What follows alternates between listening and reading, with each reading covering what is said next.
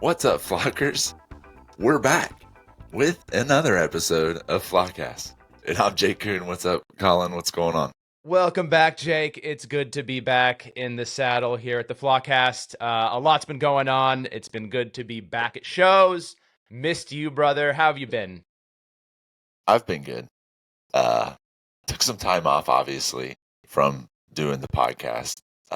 Things got busy over here in the Coon household, so had to step back from doing the podcast. Just didn't have enough time, but things have settled down, and we've got some time to get back talking about our favorite band, Pigeons Playing Ping Pong. Yeah, no doubt. I think it's, really was, I think, at the last couple shows in Philly, all of a sudden we were kind of looking at each other like, I think we got some stuff to talk about here. Yeah, I know. Uh, just because, like, you try to talk to people about what you want to talk about, and they have no idea what you want to talk about. So, I was glad to see you there the Friday that I got there. That was your last day, but I wasn't able to see the Thursday. So we have like kind of this cool little uh A little overlap, but I will say, and this is no slight on night one whatsoever, but if I had to pick one of the two nights, night three went hard, baby. I was at home having the most amount of FOMO because, like, dude, I'm just watching that set list go. I'm listening on the Nest, and they closed out strong. So I think I got the shorter end of the stick, but I think overall, three dynamite shows. For me, it was great because, last year there was some gaps in some shows for me, for most of the year because I was out, down in Florida. I did 7 of the last 8 shows now between 9:30 Club to New Year's to Philly. And my God, it feels good. I mean, these guys are playing so damn good right now. I gotta say, the new music, I mean, Win a Minute's been flying through my freaking head ever since they played that. The most unhinged Greg I've ever seen. I can't say I was bummed they didn't play it in Philly. I was like trying not to scream for songs. I hate doing that, but kind of like close enough to Greg. I'm like, wait a minute, just started to throw it out there. But with so much going on, it's been good to see everybody at the shows as well, being back with the flock. That was a big piece as well. I mean, not just seeing your big stupid face, but seeing everybody else as well. Really having a chance to really jam hard in Philly. So yeah, I feel charged up. My cup is full, as they'd say, and yeah. So I think that's why it kind of felt good that we're like, all right, there's some stuff to talk about. The band's doing a lot of stuff right now. Let's get back to it. yeah. But before we even get into talking about the Philly shows, let's talk about a few updates of our own. As you can see, I'm holding a new microphone here that apparently is not even that nice of an investment that I got. We found out before the show that I'm going to have to hold it next to my face the entire time because of its down here. You can't hear me that well. So please pardon the microphone in my face the entire time, but we're going to try on getting the quality of this podcast a little bit better each and every time that we do an episode. So that's why we got headphones and a microphone with us. And yeah. Yeah, improve every day. I think that's if it's one pigeon-esque things we could be doing. It's always just working on improvement. But yeah, I gotta say, every show I go to right now, I feel like I walk out saying it's the best show of theirs I've seen. Shout out night 2 DC was one of the. I was up on the rail, center rail, second level, and it was one of the coolest shows I think I'd almost ever been to for the Pigeons. Just not to go down the rabbit hole too deep on that one, but I was like locked into Gator because of where I was. I was on top of him almost, it kind of felt, where usually you're down below, you're kind of looking up. So you have Greg, Ben, or, Jeremy, and Gator's kind of always in the back.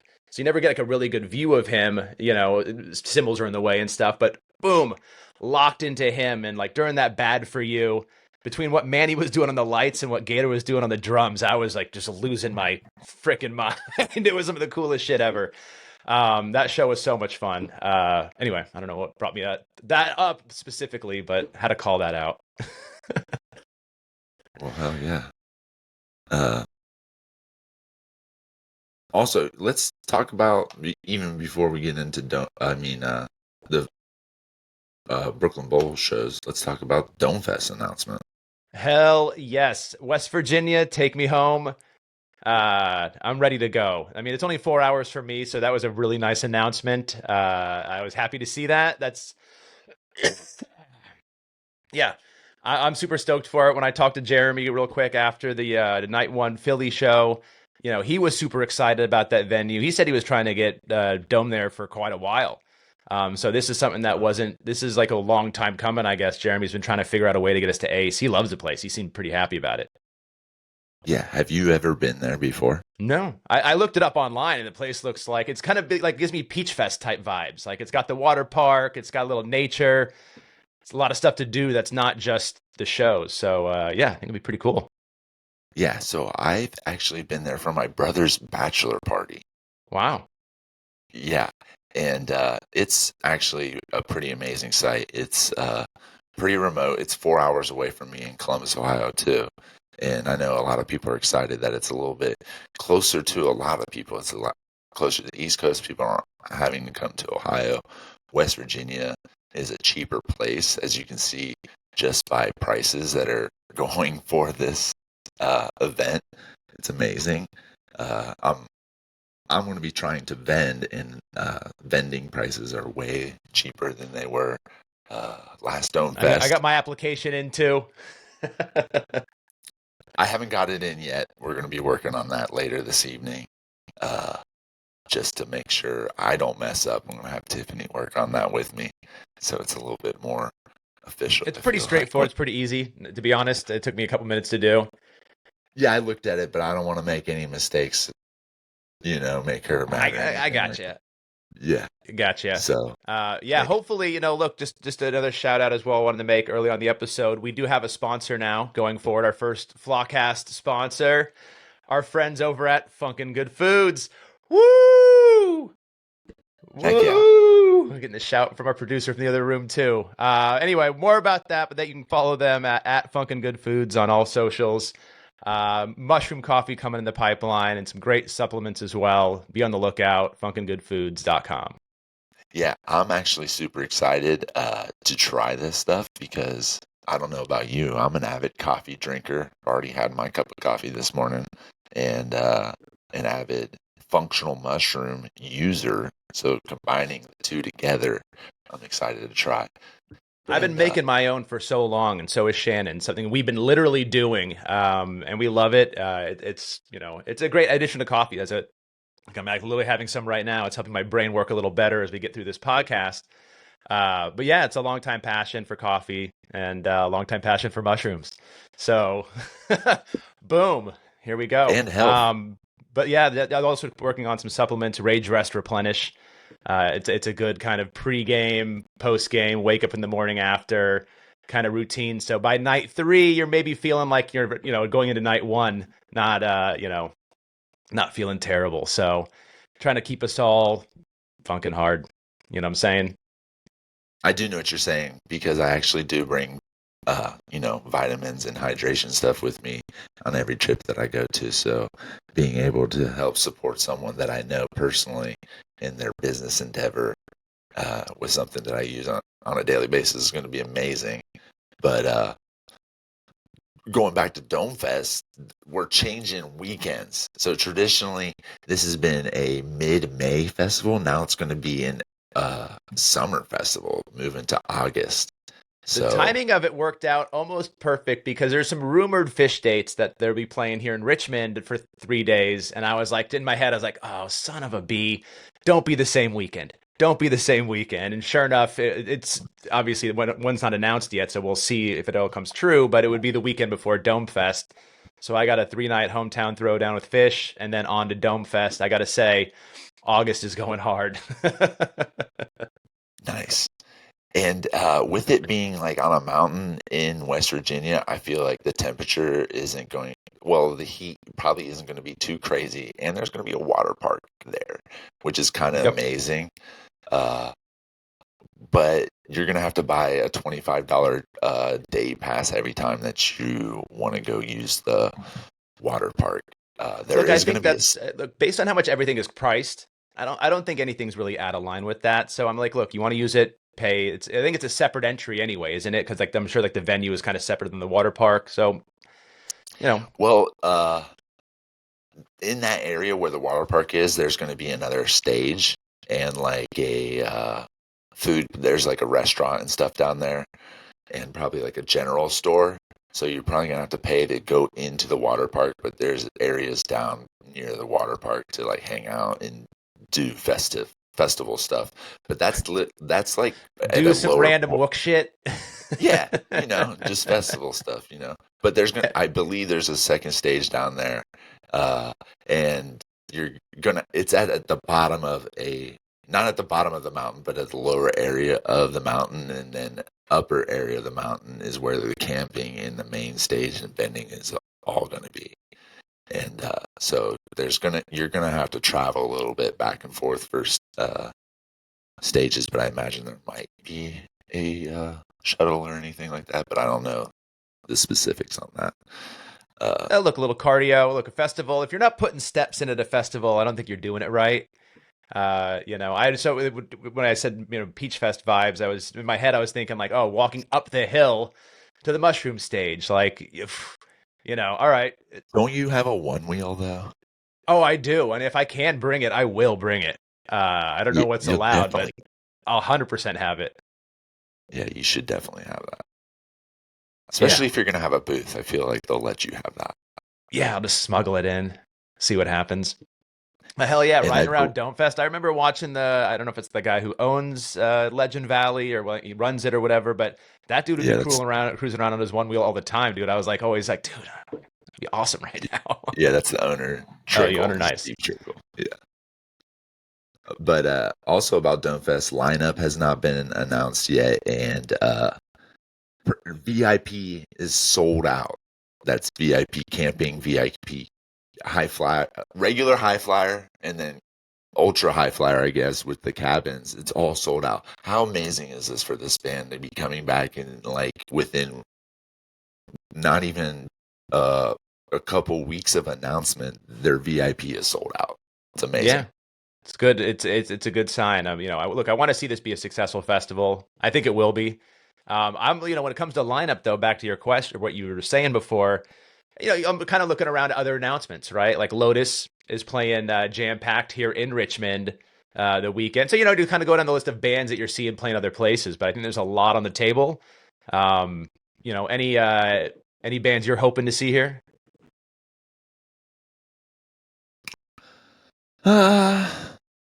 I don't know. I actually saw something this morning that I seen this band open for Pigeons at Brooklyn Bowl in Tennessee before, but Air Show. Okay. Have you heard of them? They're kind of like a space grass type of band. Space grass, interesting.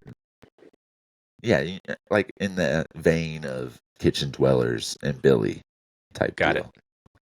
it. Okay. But that'd be cool. See some late night, string action, maybe some Sacred Hollow.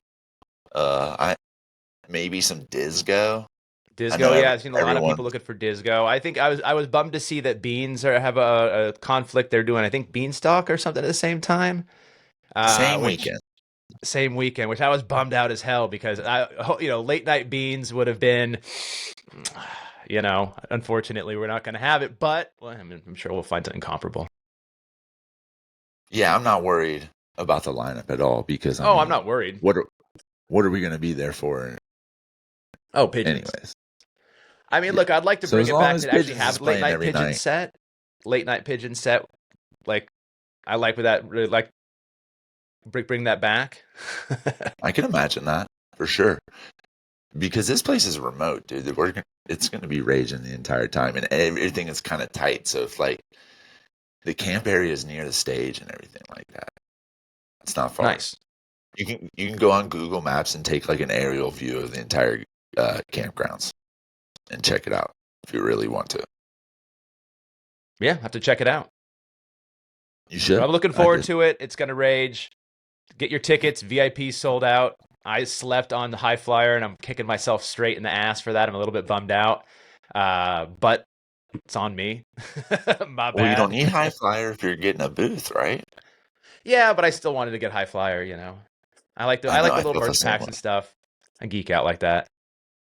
No, I was feeling the same way. I was like, maybe we'll see after they get the thing up, and then it was like sold out. So I was like, geez, not gonna do that. But But regardless, I'll be there. So be square. that's all that matters. All right, you want to lead us into the first night of Brooklyn Bowl, Colin? Yeah, look, it was really for me personally, having lived just outside of Philly for the better part of 10 years, I think a little over that. It was kind of cool going back to the Brooklyn Bowl, even though it's a newer venue in the city. Just being back in the city and then seeing the flock, it was just cool because I just saw so many people at New Year's coming in. And they just opened the gate with a too long that went too hard, too deep, too fast. And I mean that like in the best possible way. But all of a sudden, it was like they kind of hit the gas and like your head hits back and you're like, oh shit. And it was the best opener for the 3 nights. They had a couple days off, between shows, so they wanted to come out strong. And just the experience of getting to the Brooklyn Bowl, seeing the friends, then just diving head first into the deep end. Like let's go. That Too Long was one of my favorite openers I've seen them play in a long time. Yeah, you're talking about being jealous of Setlist. I mean, the entire weekend, the Setlist is amazing. Yeah, the Too more long actually I look at opener. night one, I kind of maybe take back what I said. I might Yeah, I might kind of reverse that fully when I'm like, oh, that's right, they played Feet on the Ground last night. I lost my mind. Okay, yeah, that's it. yeah, just that Yeah, too long opener into Walk Outside I thought it was an and interestingly Melting placed Lights. walk outside, but still loved it. Into the Of course. melting lights, and then really they hit that World Kiwi section, and that world is I haven't heard them play it in a minute, I think, but the way it hit just I think everybody just started going hard. It was a little quieter that night, so the crowd wasn't as dense. I know they sold out Saturday. I think Friday was almost sold out, but Friday was pretty packed compared to Thursday night. But Thursday night, you had a lot more. I had just some space, so I just remember just being able to do some big dancing. Right, not that Yeah. far from the stage. Like towards the end of the show, I was like right under Jeremy, and I had just pretty open spot, just kind of just to the left of him, and was just going big. But it felt good. That Yeah. manic depression was And awesome. Go ahead. that's what makes the show almost even better besides the set list. You can have like a crazy set list, high energy show from the band and be in a packed house and not being able to enjoy it to the max And you're just as you're doing like the compared. little shuffle, and as you can't really move much. Yeah, big shoulder moves. Oh yeah, fist pumps.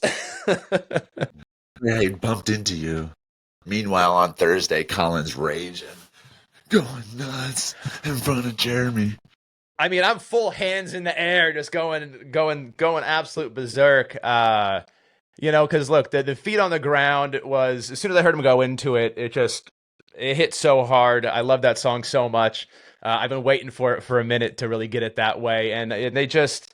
I was sitting right under Jeremy for it, and this was cool because I was really, as I kind of like to typically go further back into the crowd, but this whole weekend I was pretty much right up there, just behind the rail with everybody, and like being just under Jeremy and just having him rain it down on you. It's like just freaking awesome. I mean, it feels so good. And like with the feet on the ground, just, that whole song just sent me into the next level. Yeah, see, that's what I'm saying. That's why I'm always like near Jeremy's side and stuff as much as I can and close. Now you see my ways, Colin. And I was surprised to see you when I was there on Friday. How close you were. You were up there with me too. So Yeah, look, I was like, all right, look, I'm gonna rage with everybody. Let's all right.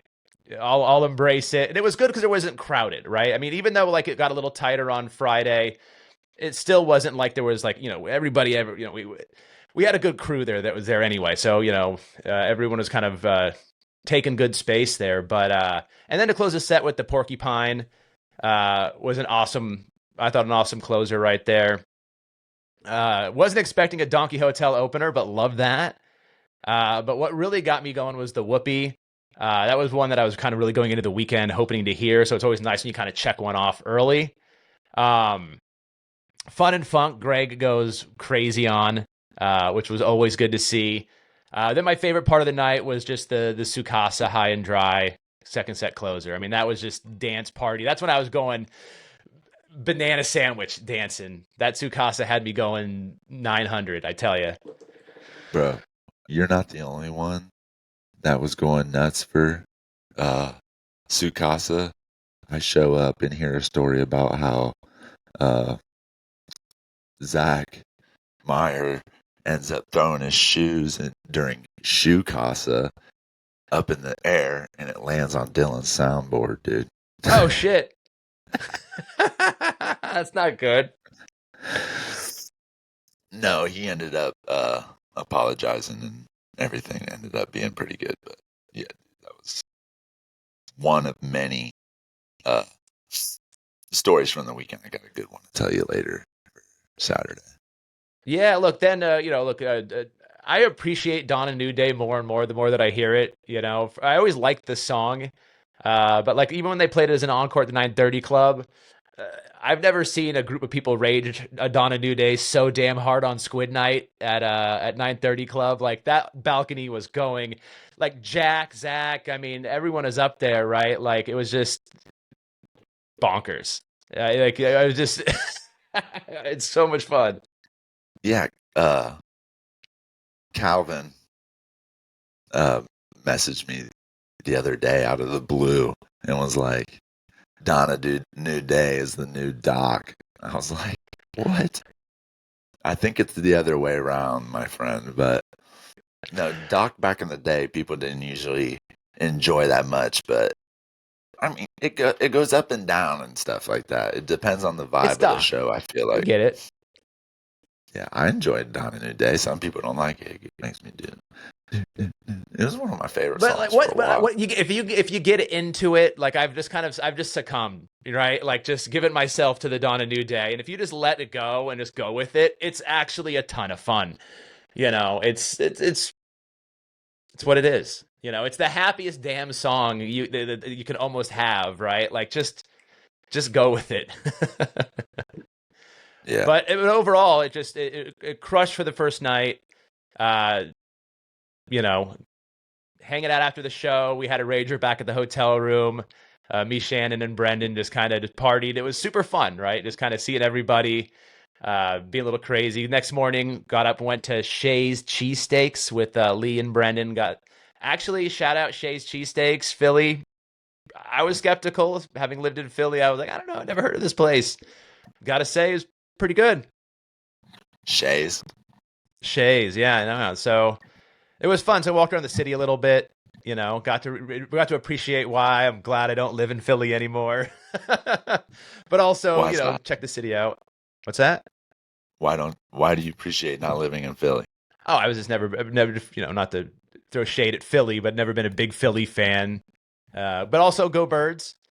Super Bowl's today, so I'm still rooting for the city. But I like Richmond better. I liked Miami better. I liked most cities I've lived near better than Philadelphia. So anyway, that's I, all I got to say about that.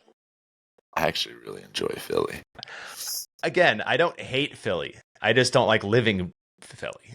I like to No, go there. understood. I would never live there. I'm a tourist when I go into Philadelphia. Right. I was an American history major, so I'm like, ooh, look at these Ooh, where's that bricks. Liberty Bell at? Let me go check this stuff out. Yeah. No, Is that that's William me in Penn over Philly. there? Ben Exactly. Franklin? Fly a But kite? yeah, It's about all my Philly knowledge I got right there. that's all you need, really. Yeah, but But hey, going into night two, Mr. Jakey joins in. And it was good to that's see you. And the show, I think, for a Friday night show, went is exactly as you would expect a Friday night show to go. yeah, I got a late start on Friday. Uh, left Columbus around 10 a.m. And so I got there walking in at 7 at doors. I was able to get in right at doors and immediately find you and Lee. And yeah, start the night off. It was a great night. Who opened up that night? That was Space Bacon. And that was the second Space time I'd Bacon. seen Space Yeah. Bacon. And the first time I don't really remember, and that's on me. This time I do remember. But it was a great show. They're I don't know, like a electronic type of jam Baby band. biscuits. But it's great. I like it. I mean, I'd definitely see them again. I mean, I wouldn't be mad if they were at Domefest. Yeah, they're good. Yeah. Nothing, Yeah. nothing bad to say about them. They're a good warm up band for Pigeons, so that's cool. But yeah, let's go into this set list pop off opener. Dude, yeah, Boom. they weren't holding anything back this Boom. entire weekend as far as openers go. Pop off opener into landing, the turn, time to ride. All right, this time to ride was absolutely hilarious. Greg starts, since they're in a bowling alley, Greg starts being Jesus from the Big Lebowski. And during his little, like, whenever he does the thing when he in the middle of the song, Yep. usually talking like on the microphone. This time he does like, okay, talking like Jesus from the Big Lebowski, and then he also ends the song as Jesus. And he's like, dude, I was right in front of him. Me and Hannah were cracking up, and you can hear in the soundboards. See, I was still over. I was under Laughing. Jeremy at that point, so I didn't catch that. I have to go back and listen. Yeah, go back and listen. It's hilarious because he starts laughing at himself about how hilarious he is. But that time to ride to to me was basically like I could live inside of that time to ride. I love that one so much. It was one of my favorite songs of the weekend that I saw. Yeah, when they got into like the snap into that dancey jam bit. I don't know how to better describe it, but like yeah, being right under Jeremy. Go back. You've been right this whole time, and I've been wrong. It's got to be under Jeremy. But when he starts just hammering that down on you, like, oof, so good. No, So listen, good. there's no real bad spot at a pigeon show. People have their preferred areas and stuff like that. Uh, you know, people love Ben's side. People love being dead center right in front of Greg. Well, I started Ben's side, went Manny's side, and now I'm just kind of making my rounds, right? You just kind of find your spot. I don't, and it's okay to change. I think there's the one thing we could all we could all say is that it's okay to change. It's okay. Be yourself. Yeah. My sweet spot is right in between Greg and Jeremy. That's the sweet spot for me. You get the view of the entire band. No unadulterated, unfiltered pigeons. Yeah. But after that time to ride and get us back on the right track. Love it. Yes, sir. I'll call them like Greg lyrics or Greg vocals and lyrics 2.0 almost, right? It's like this new wave of the lyric. He's always been good lyrically, but I think like some of the new stuff he's writing is so good. Like obviously Winneman, it's just a crazy rapper Greg version of it, but like, you have Day and Time, Right Track, like these are like great vocal songs, I think, as well as jams and dance parties, and it's kind of got it all in it. That's why Day and Time I think is like a perfect song.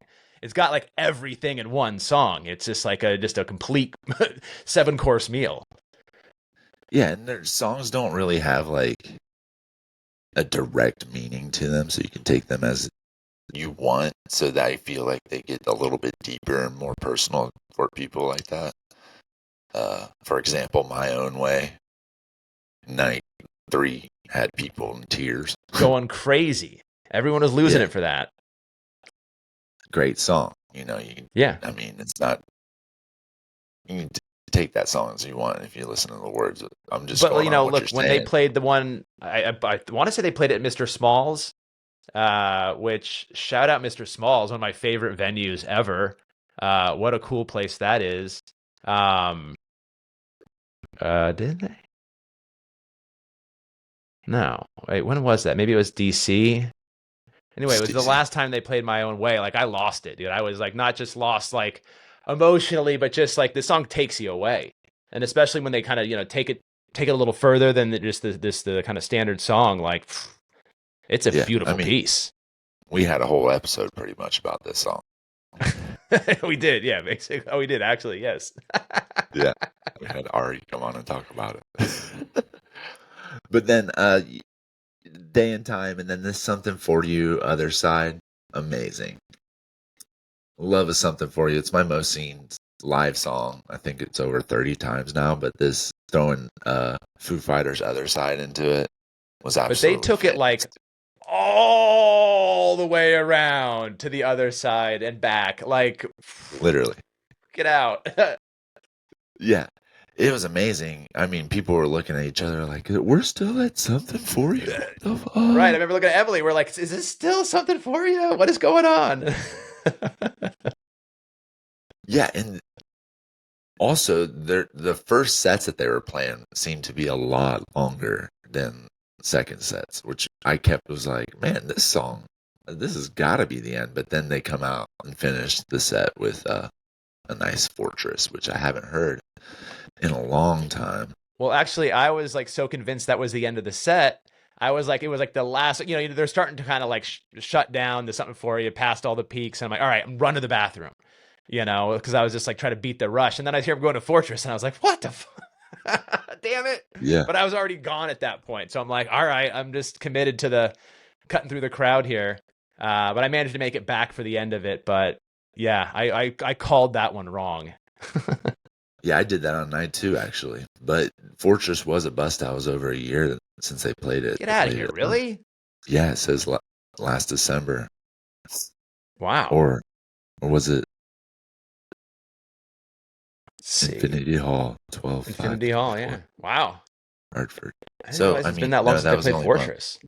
That was only a month, right? That's a month. I only get so caught up in my shelf songs they haven't played, so stay.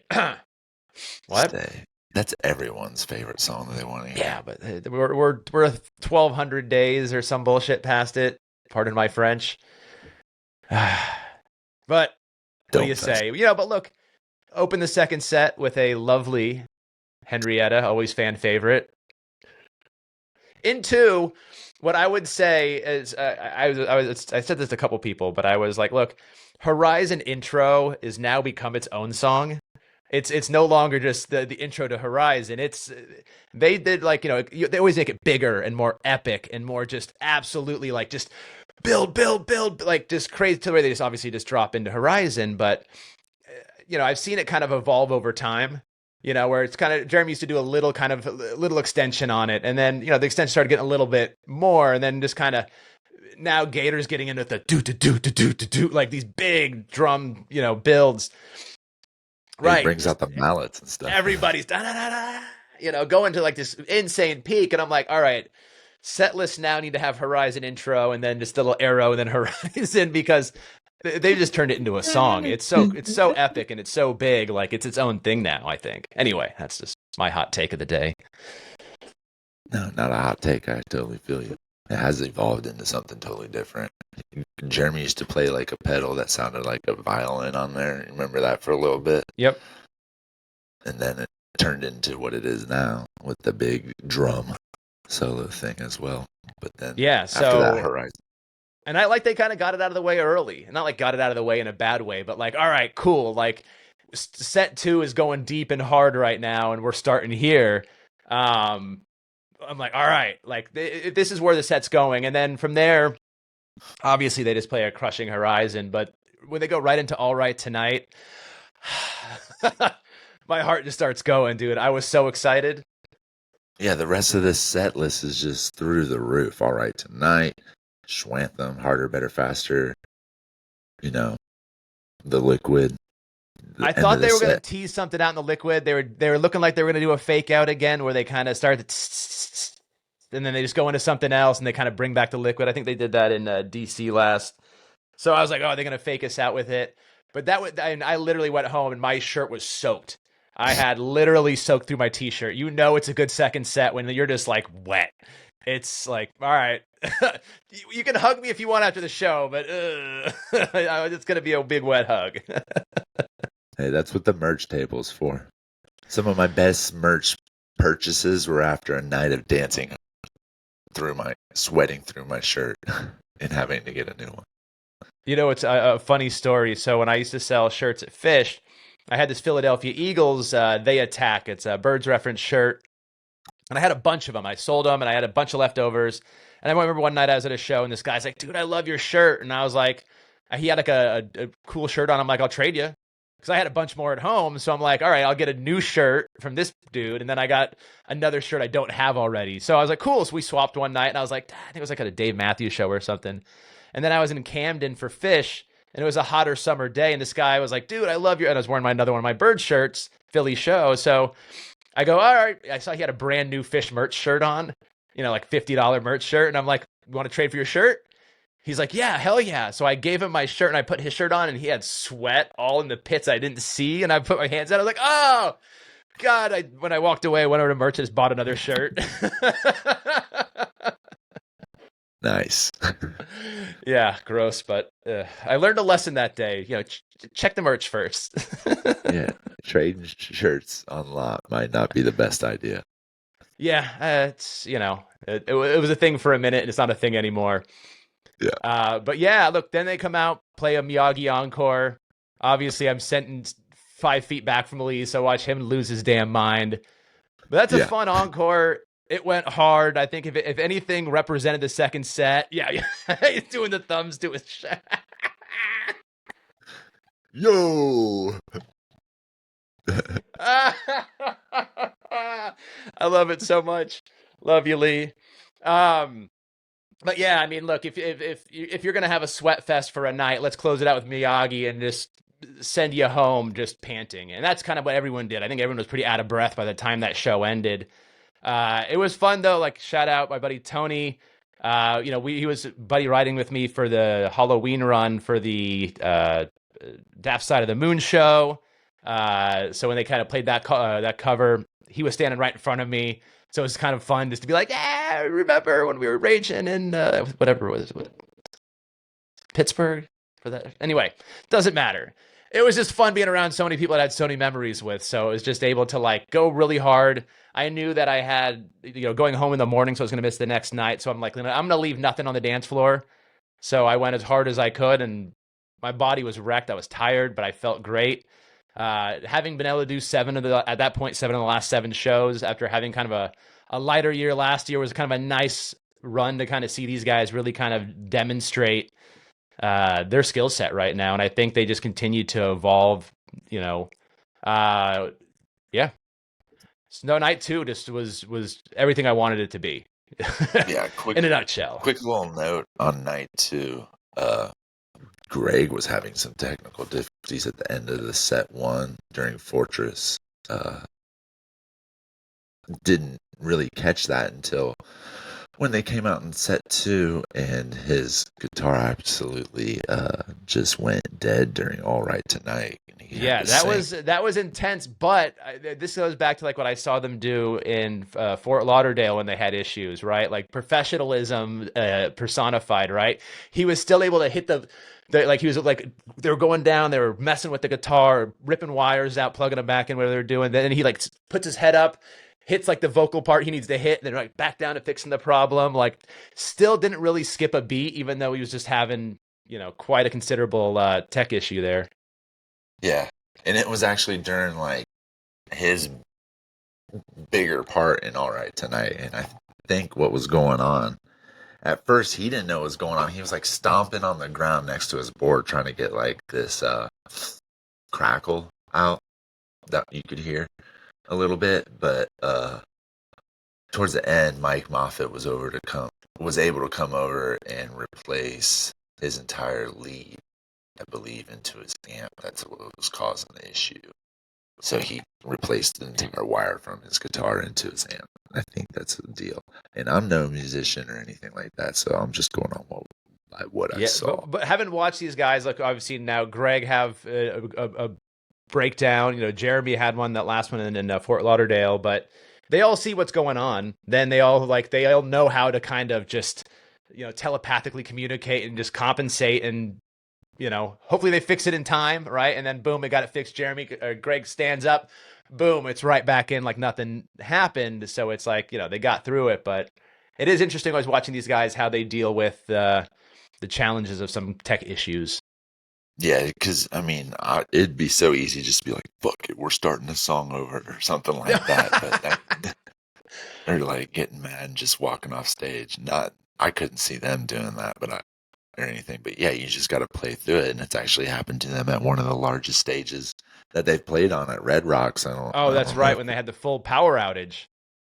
Yeah, and actually, the dude from the Motet on keys actually ran off stage for a second. It's like, what the fuck? But Pigeons didn't.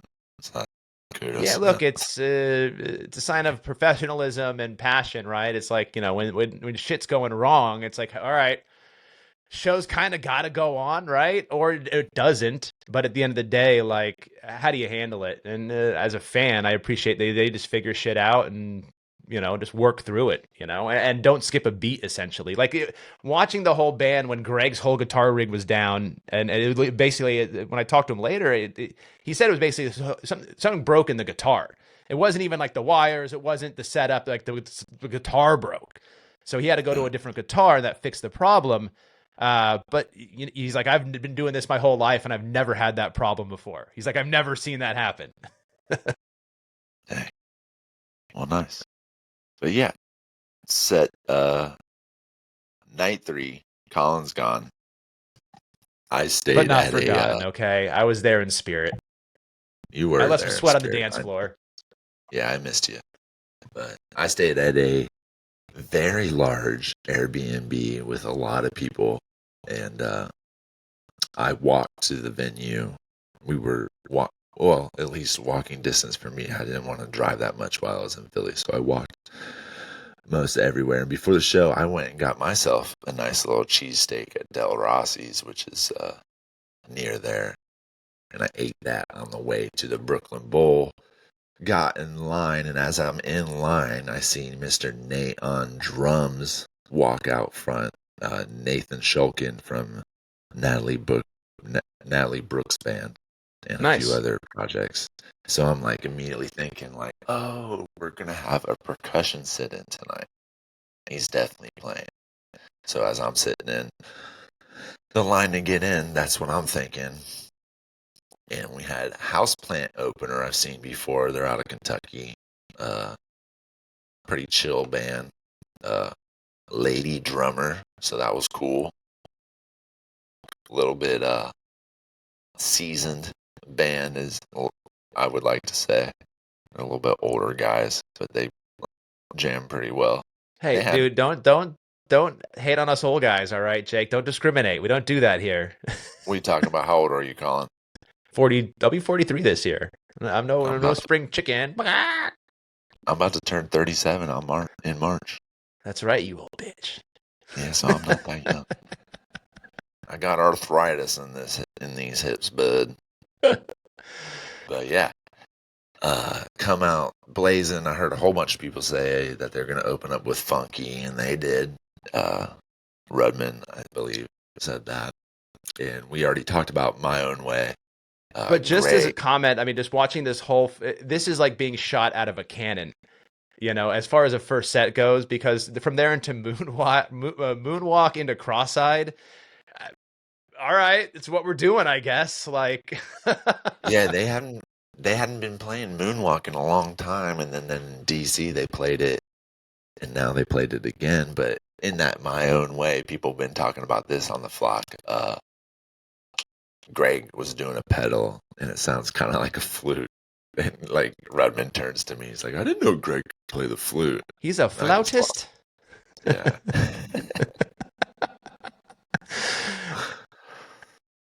And then That's too funny. move like that. See that, like how we were talking, I almost thought not move like that, but let the boogie out after Twitch, another song not played that much. I thought let the boogie out was the end of the set. I went to the bathroom And you weren't early. expecting to drop into a big ass Poseidon, then, were you? No, didn't. But when I came back for Poseidon, I started out closer to the rail behind Lee and stuff again, but it was crowded up there. There was a group of Dutch guys that were over Dutch 6 guys. foot. Dutch guys. They're speaking Dutch. They were big dudes too. They were bigger than me and Rudman. So there was like a group of 4 of these dudes up there behind Mark Schultz, Lee and Nate, and they pretty much just pushed us out of there. We couldn't handle it. So me and Redmond, we went back with the rest of the flock pretty much, with like Jack and, Cody and everyone back there, and raged the rest of the set. So I came back during Poseidon and hung out with them. Fantastic Poseidon, and it was a sold out show, so that's why it was just so packed Yeah. and stuff. But Yeah, they called these that out Dutch on guys, the end of Friday's show. It's sold out. And I was like, fuck yeah, I love to hear that. yeah, Saturday was sold out. I knew it was gonna sell out on Saturday. But Anyways, it's funny how they open up the set too with Mine. I was talking to Shabandi, I think night one, and he was trying to call a Mine opener, and I was like, dude, that would be dope. Like that's another one that I've just that song's what, about a year, just over a year old now. What, it was debuted last New Year's Eve in Pittsburgh, right? So it's still, I'd still consider it a newer song, but my favorite version of that is still at the 930 Club, night two, when they played there the last time around. Love that song. It's just a nice groovy opener, but I got some real FOMO when I saw Up Funk hit the set list. But how was Natalie or Nate on the percussions? fantastic, dude. I'll tell you what, Nathan and Alex go way back. I think they've actually played in a few projects together. They practice together a lot, so they were very much locked in together. Locked So in. seeing them play was amazing. They did. I don't know if you saw any posts about it, but Gator even posted a video about how animal they went during the Up Funk. Well, they did a whole drum section, dude, and it was amazing. So Nathan can definitely play. He was playing so well during the show. I was thinking about Pigeons with band, Pigeons playing ping pong with full band. Imagine Pigeons playing ping pong with keys, horns, percussion. Yeah, so you're saying like New Year's Eve 2019, 2020? Yeah, I mean, but like with people that are totally locked in. Sometimes their horns are just like in there, not necessarily knowing the entire song. They're just like professional horn players, so they know how to play the music and play along. But there's difference, like you would say that Alex and Nate have, is how locked in they are because of how much they know each other so well. They played so much. They know the beats. They know when to do stuff that you wouldn't know if you didn't play so well with somebody. I'm assuming anyway, as a non-musician. That's my professional opinion. Right. That's what I'm trying to say. Like, yep. Yeah. Yeah. But look, and it also got me thinking about. Oh, go ahead. What's that? No, go on. No, I'll say it in a little later. But what were you gonna say? Oh, I was just gonna talk about the set list. Oh, Fall in Place. Yeah, absolutely. Let's talk about that. A nice little Fall in Place, and then a heavy Space Jam. The Hop. FU. FU was fantastic. Everyone was singing. And then Beneath the Surface, dude, I've been listening to this. This is my most listened to song on the soundboards right now. Jeremy absolutely just crushes it on Beneath the Surface. I love that song. Yeah, it's an amazing one. It always takes me back for some reason. This song always brings back a weird memory for me because every time I hear it, I think of when that was their last song they played at Peach Fest, I guess ever at this point. But like, I just remember the feeling I had, and I just remember just being like, I told Shannon, I'm like, I gotta sit down. Like my knees were weak. The song had just like washed through me. I was like exhausted from it, like in a good way. I mean, it's just like it gives you so much, but it also takes like it's intense. Especially when they just kind of hit that it's like a soaring jam at the end. I feel like you're just kind of just, you're just a bird flying over the land, just taking it in. It's amazing. Hell yeah. Totally agree with you. I love that song. Very emotional. You can hear like David Gilmour for me is like one of my favorite guitarists, and you can just like, feel his emotion and stuff when he plays. He really puts it in there, and I feel like Jeremy is another person that really is able to put emotion into his playing and feel like not necessarily just the music, but like a feeling from it. Mm-hmm. what I get from that song. But yeah, been loving that. And then a nice In the Bubble, a nice little COVID song. In the Bubble. Boom. Whoa. Great Nice. song. And then wrap But it then to up close it with out with the Avalanche, I think is like, all right, let's send them home tired. Let's go. And then without where I got like I love sports theme. So when I saw them like break the sports theme, Eye of the Tiger, and then into Ocean Flows, like that's a great send off after all 3 nights. Like what a really awesome encore. yeah. And like for some reason after Avalanche and even a little bit before that, the crowd started clearing out. So we were having tons of room, dude, for Avalanche, sports theme. Emily goes crazy for sports theme. Everyone pretty much goes crazy for sports theme. Jack looks at me right as they come out, and he's like, "It's going to be sports theme."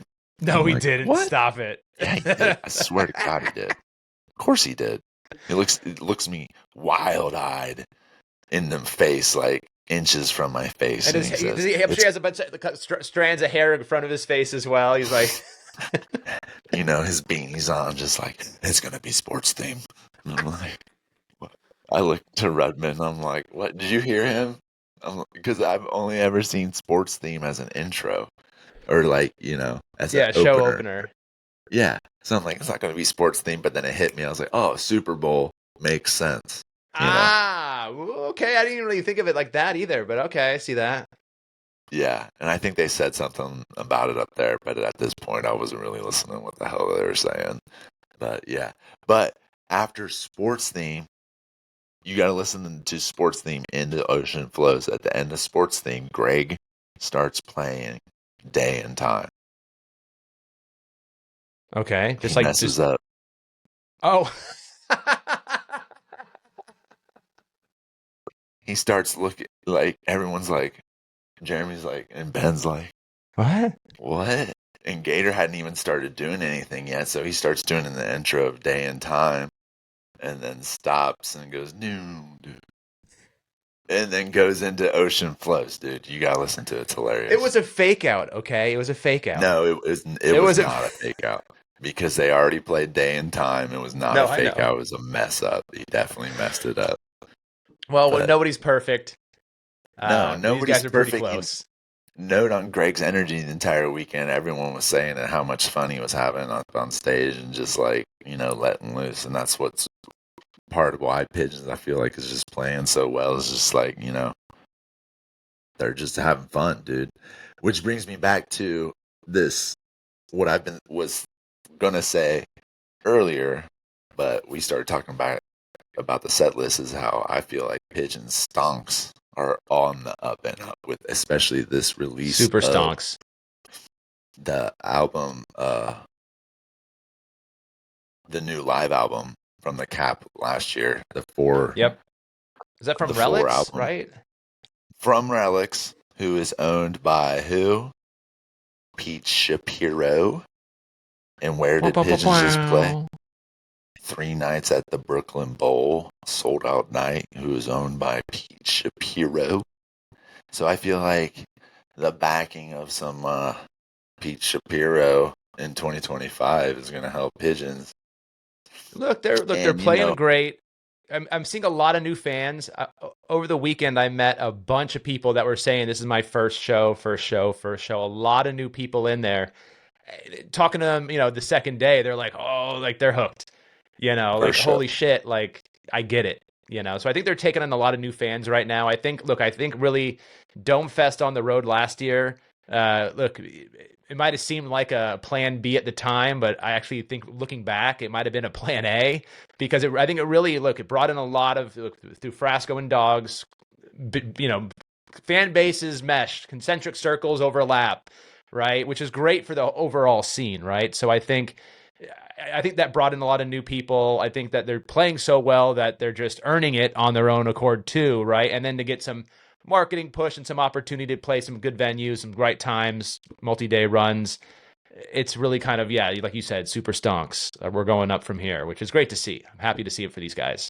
Yeah, they're just being undeniable. So many times people have been like, oh, just by the name, pictures of silly faces and just written them off. And now they're just undeniable. They're an Greg's undeniable pajama band. pants. Yeah, if you see Pigeons, you're like, I can't say that they're not a good band. They're undeniable.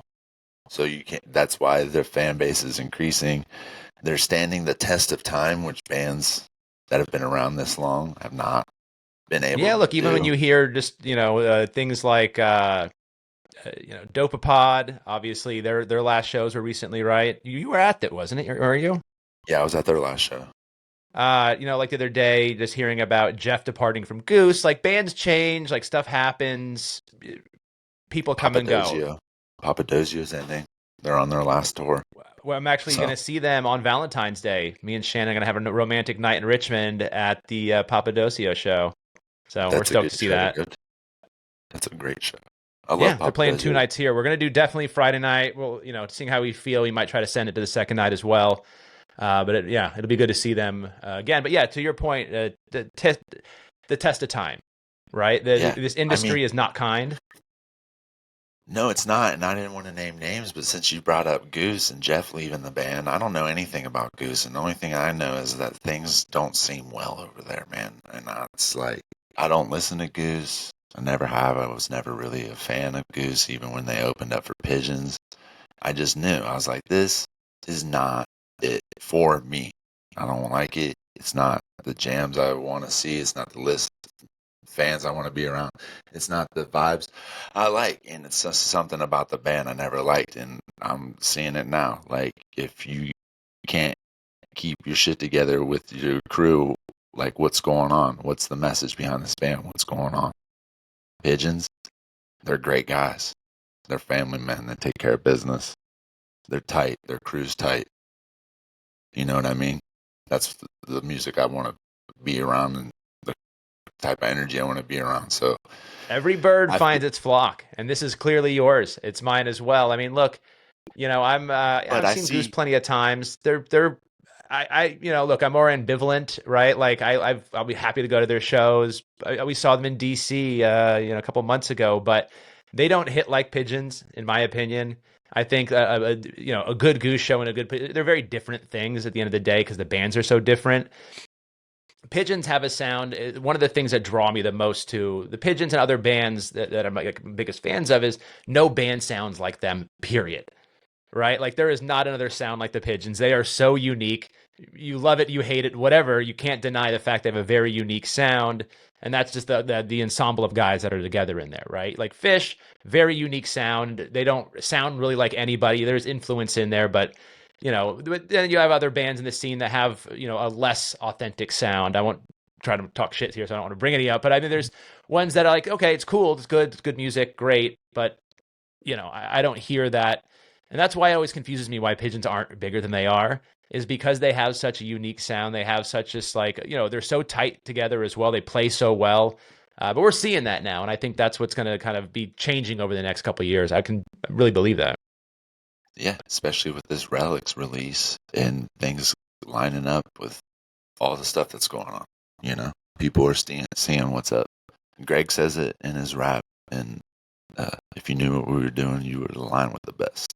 If you knew what we were doing, you would align with the best. He says it. I love it. Yeah. Oh, one thing I didn't call out though, my biggest highlight of the weekend, Jeremy threw a pick into the crowd, and I dove on that like I mean, I literally almost dove like full extension on the ground. No one else was really going for it because they didn't see where it went. It went over the people in the front, and then it kind of just no. But anyway, I was just like, didn't want to let anybody get in the way of that one. Finally, I rarely get set lists and sticks or picks or whatever. It's fine. It's not a big deal. But to get a Jeremy pick, I was the most stoked on. Yeah, So that's amazing. that was That's definitely, awesome. yeah. Yeah, I'll tell you my little highlight of the weekend. I made a bag for Dylan. I tie-dyed a bag for Dylan, and I traded him a guest list spot for one night and his set list for the nights that I was there. And he agreed upon that, so that's A what heady was trade. it was worth it. It was a tie-dyed like canvas bag that he was going to use for like at the board and everything like that. So it was for money amount. It was a good trade, right? Yeah, well, Ticket. wasn't Brett wearing one of your tie-dyes on night 2? Yeah, and I appreciate that. I appreciate everyone that wears my tie dyes. It makes me feel very, very loved. I appreciate that. But he gave me an extra tie and the Thursday night set list. And I was like, I don't need this. He's like, why? I was like, I wasn't here. I only collect set lists of shows that I was at. So I ended up giving that set list to Jenny because she did not get one the first night. She actually missed night 2 because she was sick. She was there It's night funny. 3. So After the show, night 2, Emily had got a set list, and I was like, "Ooh, can I just get a quick photo of that?" And she was like, "Yeah, no problem." So she held it up. I snapped a photo. Later on, I'm back in my room. I'm like, "All right, cool. I want to look at the set list." And then I open it up, and I'm like, "Wait, that's the Thursday night set list."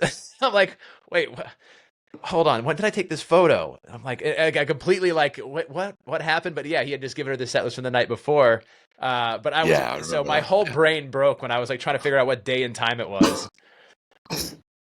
And noted Doc was on set list for Encores, and they just decided not to play it. So thank you, Pigeon Gods, for I not mean, letting look, that you had thing get. sports theme, Eye of the Tiger, Doc, Ocean Flows. But even the night it was on there for Friday night too, I I feel like it's believe. on there almost every night. It's just kind of like, is it a Doc night? All right. Is Jake here? Jay, Did you see him out there? Let's do we play. see a reflection off any tall guy's head in the audience here? Where is it at? Yeah, let's see it. Whatever. All right, let's go over tour dates. Unless you want to add anything else to that. No. I think we're good. Let's get into it. I think we're set and sail, right? Pretty soon is the old Jam Cruise, which I'm definitely gonna have FOMO for. I wanted to send it to it, but just the dollars didn't make sense, and yeah, I had to make a Hey, skip. Just trying to focus on other things in life, like funkin' good foods.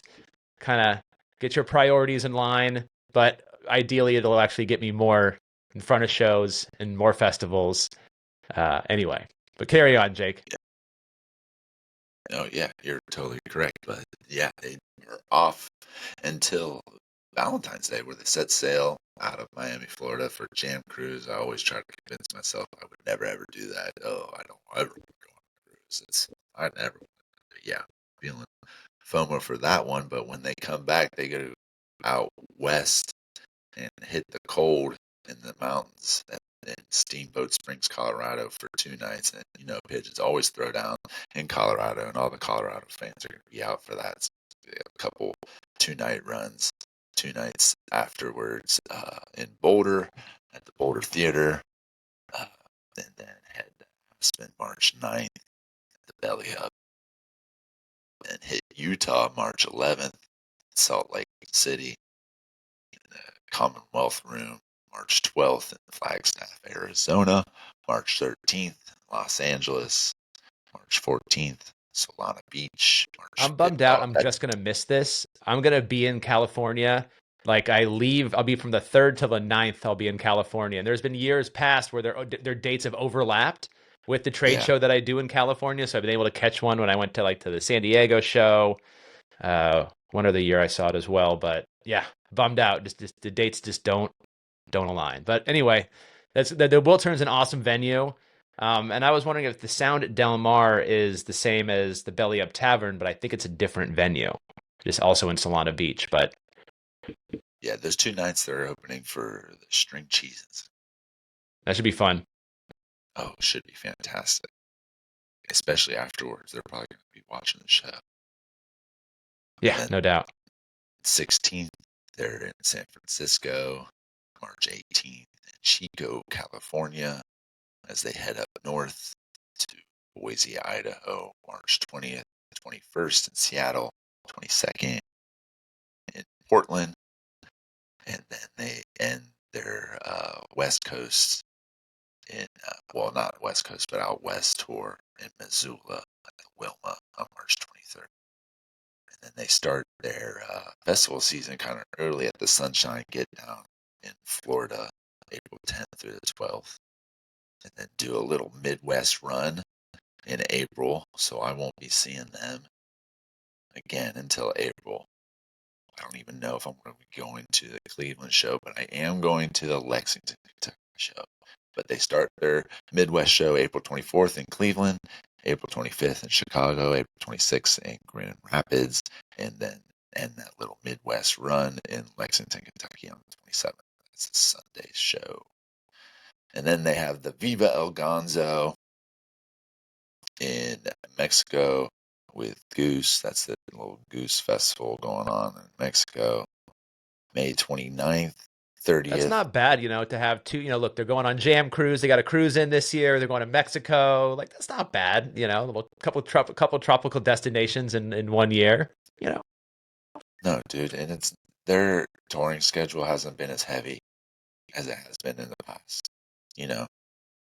So, like, in the past, they'd be doing dates right now, all the way leading. Oh, look, I remember. Look, one of the first things I remember early on in the Pigeons when I first got into them in the late teens, looking at their tour schedule, and this is when they were in a van driving around, right? But they were going from Vermont to Baltimore to Cleveland. And these are day after day, so it's like they're doing just over 200 road shows dog trips, and I was like, holy shit, they're all over the place, like playing 100 shows or more a year, right? They were just going real hard. But that's also when you have a family and you're getting older, it's hard to maintain that pace.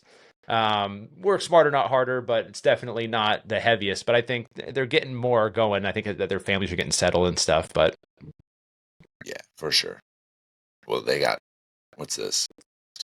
5 dates coming up with the infamous String Dusters and Melt in the Northeast. Start May 29th in New Hampshire, the 30th in New Jersey, Asbury Park, 31st in Lafayette, New York, which I actually want to go see that one. That'd be amazing.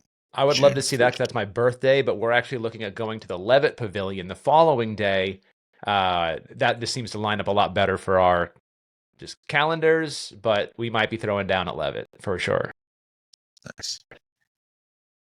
And then they finish that little jaunt with the String Dusters June 12th in Massachusetts. And they have left on the tour schedule is All Good Now in Maryland. And then Domefest, which we talked about in August. And then this new one, Bristol Rhythm and Roots Reunion, September 9th in Bristol, Tennessee. A lot going on. Probably going to have more dates announced too. Yeah, man. That's it. That's our Flockcast 2.0. We're back, baby. We're back, baby. We're so Love back. it. Yeah. We're going to try to do episodes Sunday mornings. That's what we're trying to do. So if you ever want to be on Flockcast, we're going to try to do Sunday mornings. Easy like Sunday morning. I don't want to try to sing. I should stop doing that. I love it. Serenade me with your songs. But next episode most likely won't be until Pigeons come back from Jam Cruise and hopefully have a guest on. I know a few people who will be there, so I'll make some calls. But definitely, if you're all going to Jam Cruise, have fun, be safe, wash your hands. If there's one thing I learned from working on a cruise ship, it's disgusting. Wash your damn hands as much as you can. It's like COVID, but worse. Just wash your hands. That's my only advice I give. I'll say it one more time for people in the back. Wash your hands. Good tip. Good tip. All right. We'll see you guys next time. Thanks, Jake. Thank you, Colin.